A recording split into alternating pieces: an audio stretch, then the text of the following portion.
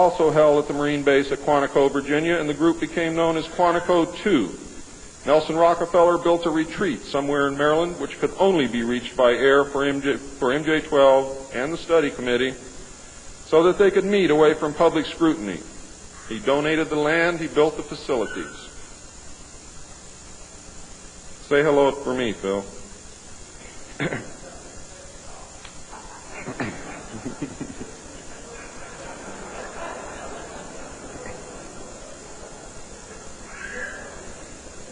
So that they could meet away from public scrutiny. The secret meeting place is known by the code name, the Country Club. Complete living, eating, recreation, library, and meeting facilities exist at the location. The study group was publicly closed in the later months of 1956, and Henry Kissinger published what was officially termed the results in 1957 as Nuclear Weapons and Foreign Policy by Henry A. Kissinger, published for the Council on Foreign Relations by Harper & Brothers, New York. In truth, the manuscript had already been 80% written while Kissinger was at Harvard. The study group continued veiled in secrecy. A clue to the seriousness Kissinger attached to the study can be found in statements by his wife and friends. Many of them stated that Henry would leave home early each morning and return late each night without speaking to anyone or responding to anyone. It seemed, in fact, as if he were in another world which held no room for anyone else. Now, when they say that he would not speak to anyone or respond to anyone, they meant it literally. I find these statements very revealing. The revelations of the alien presence and actions during the study must have been a great shock. I know I would have been shocked. Henry Kissinger was definitely out of character during the time surrounding these meetings, as he is normally described as being a gentleman, very charming, and most people who meet him like him very much. Henry Kissinger would never again be affected in this manner, no matter the seriousness of any subsequent event. On many occasions, he would work very late into the night after having already put in a full day. Coupled with his not speaking, this behavior eventually led to his divorce. A major finding of the alien study was that the public could not be told, as it was believed that this would most certainly lead to economic collapse of the religious structure, and national panic, which would lead into anarchy.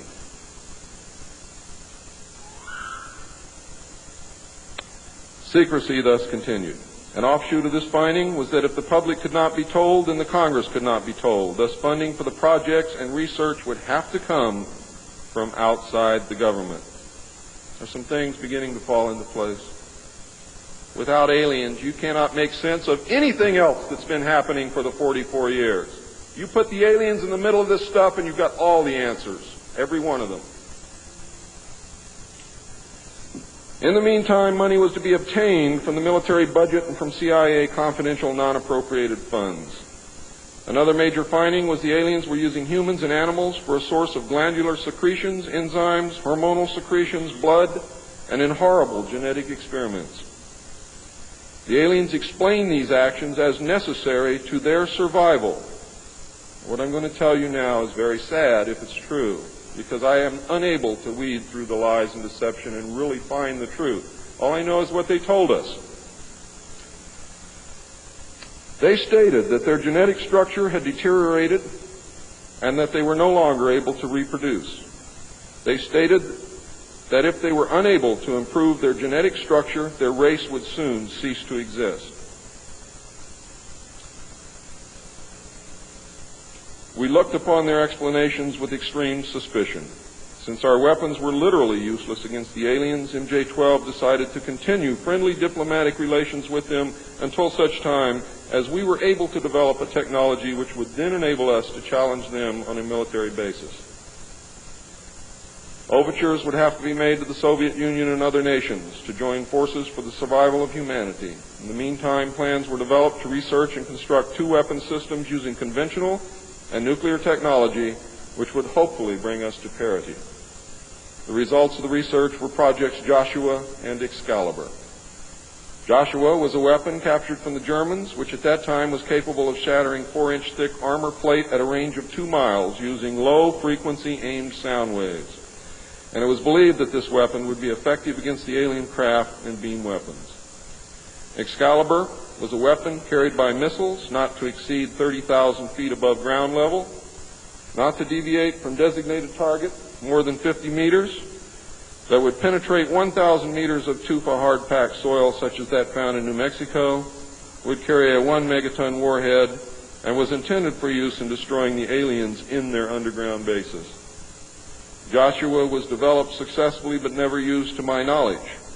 Excalibur was not pushed until recent years, and now there is an unprecedented effort to develop this weapon.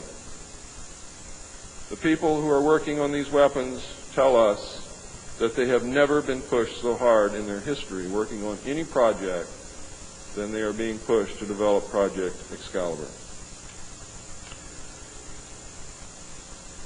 Now, what I'm going to read you next may upset some of you, but it's absolutely true. The events at Fatima in the early part of the century were scrutinized. On suspicion that it was alien manipulation, an intelligence operation was put into motion to penetrate the secrecy surrounding the event. The United States utilized its Vatican moles that had been recruited and nurtured during World War II and soon obtained the entire Vatican study, which included the prophecy. And I don't care what you've ever read before, you have not read the true prophecy. This prophecy stated that if man did not turn from evil and place himself at the feet of Christ, the planet would self-destruct and the events described in the book of Revelations would indeed come to pass. It stated that a child would be born who would unite the world with a plan for world peace and a false religion beginning in 1992. By 1995, the people would discern that he was evil and was indeed the Antichrist. World War III would begin in the Middle East in 1995 with an invasion of Israel by a united Arab nation using conventional weapons, which would culminate in a nuclear holocaust in the year 1999. Between 1999 and 2003, most of the life on this planet would suffer horribly and die as a result. The return of Christ would occur in the year 2011. Is this true? I don't know. I know that it was decided by the United States government that this was indeed an alien event, and I believe that this is more deception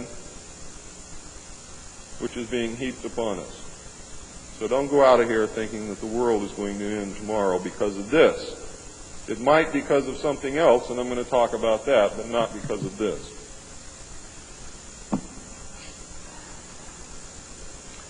When the aliens were confronted with this finding, they confirmed that it was true. The aliens explained that they had created us through hybridization and had manipulated the human race through religion, Satanism, witchcraft, magic, the occult, secret societies, etc.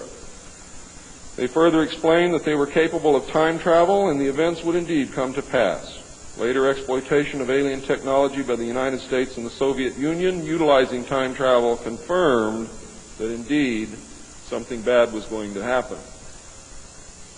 The aliens showed a hologram which they claimed was the actual crucifixion of Christ, which the government filmed. We did not know whether to believe them or not. Were they using our genuine religions to manipulate us? Or were they indeed the source of our religions with which they had been manipulating us all along? Or was this the beginning scenario of the genuine end times and the return of Christ which had been predicted in the Bible? No one knew the answer. And I don't know the answer either. A symposium was held in 1957 which was attended by some of the great scientific minds then living. It was held in Huntsville, Alabama. They reached the conclusion that by or shortly after the year 2000, the planet would self-destruct due to increased population and man's exploitation of the environment without any help from God or the aliens. By secret executive order of President Eisenhower, the Jason scholars were ordered to study this scenario and make recommendations from their findings. This was done. The Jason Society confirmed the finding of the scientists and made 3 recommendations called Alternatives 1, 2, and 3.